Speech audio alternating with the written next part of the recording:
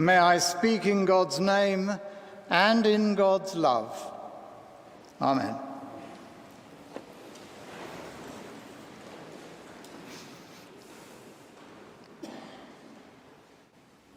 So, who said it was going to be easy? If we take the reading from Ezekiel this morning seriously, if we fail to warn people of their wickedness, to use Ezekiel's word, God says, I will hold you responsible. There is no watching from the sidelines for us here at St. Matthew's.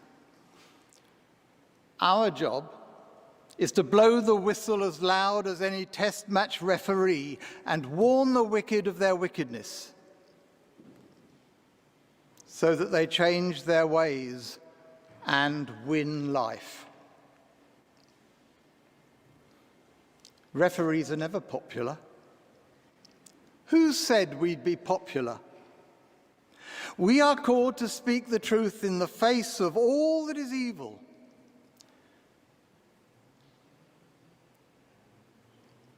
We are called to face into all that undermines the claims of the powerful and the strong. Everything that undermines the claims of the Incarnation, that offers the gift of love and forgiveness, and all that happens in response to that, as we riskily respond to God's love and forgiveness. Did you know that in every gaggle of geese, some are clearly gay? You think I'm joking, don't you? They're queer, living in same-sex relationships. Why? When we look closely at these gay geese, we eventually realize that their job is not to hatch the eggs and bring up the children, but rather to patrol the boundaries, to warn of danger, to protect the community, to become Ezekiel's queer prophets, to warn the community, even to warn the good old church of dangers and wickedness. Our ministry here at St. Matthew's is to become like queer geese. Some might find it easier than others. To become uncomfortable prophets, prepared to speak out and proclaim, to proclaim God's love, even when it makes us profoundly unacceptable to the church or the city or the good old status quo. Only that is if we dare. For when we look at the evidence, we are confronted immediately with the passion of the Christ, which lies at the heart of every Eucharist we celebrate together. It turns comfort on its head, where love, self-giving love, is the only response to hate. Where love in the face of hate does not transform hate, even if we wish it did, but shows us that we must tolerate it. We must hold love and hate together in the palm of our hands and survive it in fearless living, truth-telling, and inevitably in persecution, pain, and even martyrdom. And this evidence of the Passion, this passionate evidence, if we're not careful, is what we try to tidy up, tidy away, leaving only the familiar thoughts and feelings of the comfy Jesus, lest we are ourselves discomforted. The 19th century poet Swinburne said, "For their comfort, they served up only half a Christ." For their comfort's sake, they served up only half a Christ. And that's tempting, isn't it? To serve up only half a Christ. I want to think about passion today. And I'm aware that faced with that, it's easy to become shy and reserved and embarrassed, like good Anglicans. To look for easy words and trite ideas that don't take us over the top or too deep down, that sidestep the full demands of the gospel and send us home with our sensible sensitivities intact. But that won't do. Ludwig Wittgenstein, the philosopher, talking about how we make meaning in our talking and in our living, said the ultimate and only thing that has meaning is what we are prepared to die for. So what does it mean in our living, for us as Christians, to die for what we believe? Here, I believe, is the context of the Passion. Passion in all its varied and rich forms. Passion from its root, passio, meaning pain and suffering. Passion meaning the crucifixion of the Christ. Passion meaning the orgasmic, ecstatic sexual energy of loving abandon. Pain, death, and sex have always sat close together and even embraced each other. It's no accident that in the Middle Ages in English, and still to this day in French, the metaphor for orgasm is the little death. Pain, sex, death, passion's trinity. When we try to hide our pain, rather than see it as giving us information about ourselves,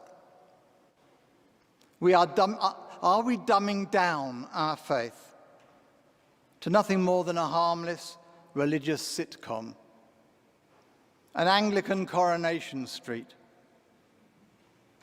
that helps us pass a pleasant hour or two each week in church, but keeps the reality that we tuck out of sight from disturbing us, turning the pain and suffering of the death of the Christ into safe, predictable Eucharists?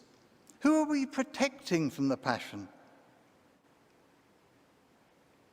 In keeping passion and sexuality out of sight, when we ignore and repress the glorious sexiness that is part of Christian worship and Christian experience, when we ignore the sexuality that informs us and excites us whenever we get together, in doing all this, are we shutting off a vital part of God, of his incarnation at the very heart of each of us? After all, we all know about passion. We're all passionate. We all have sex lives, whether it's in our heads or in our beds. I wonder if you've seen the play Equus by Peter Schaffer. It's about a middle-aged psychiatrist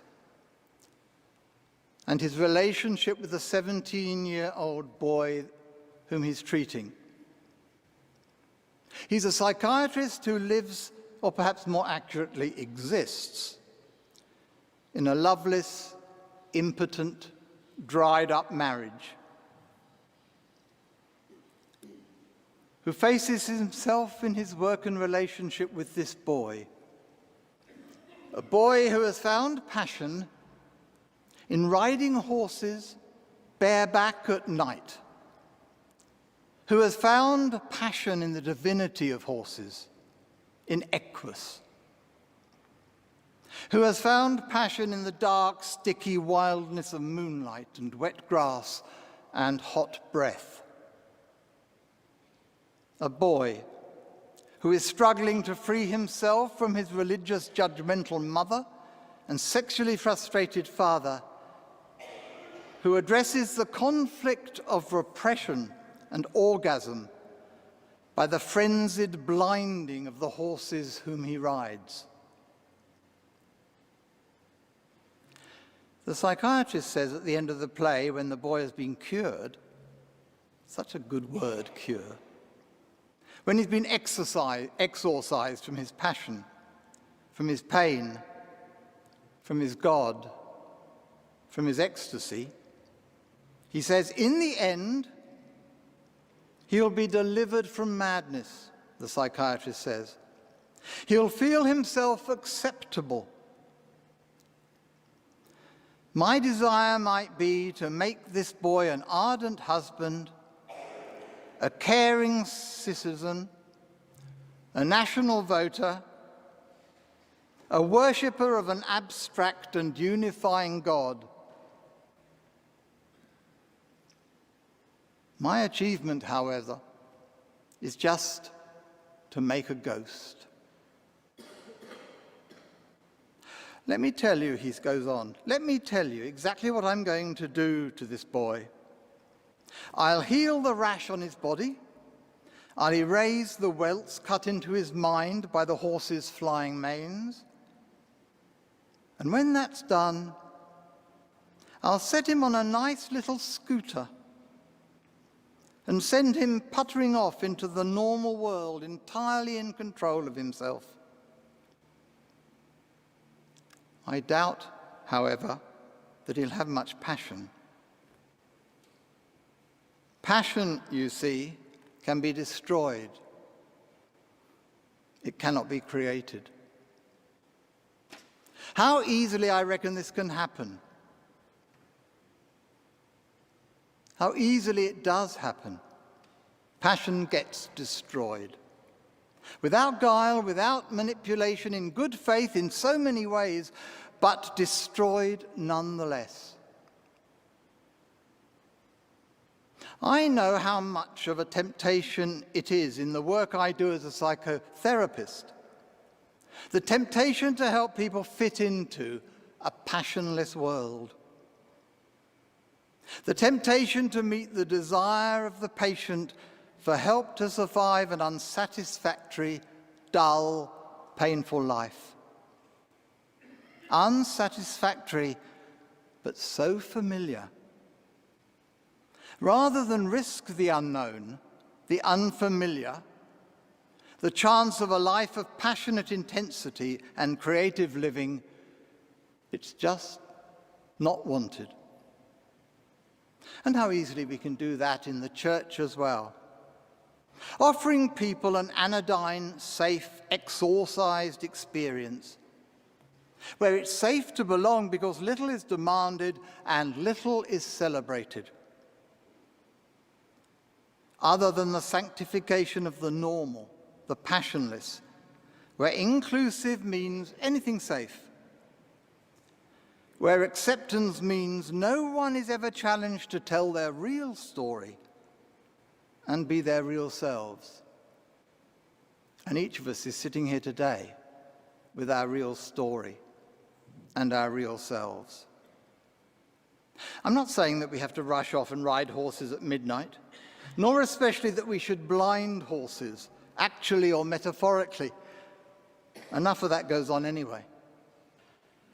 What I am suggesting is that we look for that place in ourselves, that part of us as a community and as individuals where passion lies hidden, where we can feel it tentatively, an echo of how things once were and still might be. And rather than hide the pain and the ecstasy, risk showing it to each other. I think that's what church is. Encouraging it, letting it live, letting it transform us into the passionate, ecstatic people of God. When I mentioned the play Equus earlier in the sermon, I originally included in my sermon an encouragement to get the video out and for you to watch it. I realized, though, that by suggesting that, I was falling into the very trap I'm warning us about. It's not a case of going and sitting in front of a video watching actors acting passion. My invitation is not to see the film, but to live it. To incarnate the passionate God and to risk it here and to risk it ourselves. Amen.